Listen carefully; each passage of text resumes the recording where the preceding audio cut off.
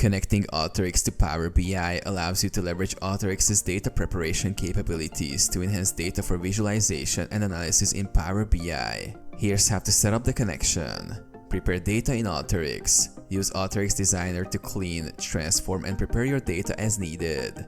Ensure your workflow includes an output data tool to save the processed data in a format compatible with Power BI, such as CSV or Excel. Save processed data. Run the workflow in Alteryx to generate the clean and prepared data set. Save the output file to a location accessible by Power BI. Open Power BI. Launch Power BI Desktop on your computer.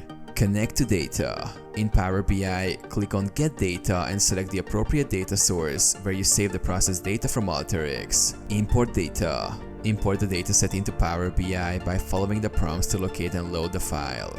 Ensure to review and adjust data types and settings as necessary. Refresh data. Set up automatic refresh schedules in Power BI to keep the data up to date. You can schedule refreshes to pull data from the saved location where Alteryx outputs its processed data.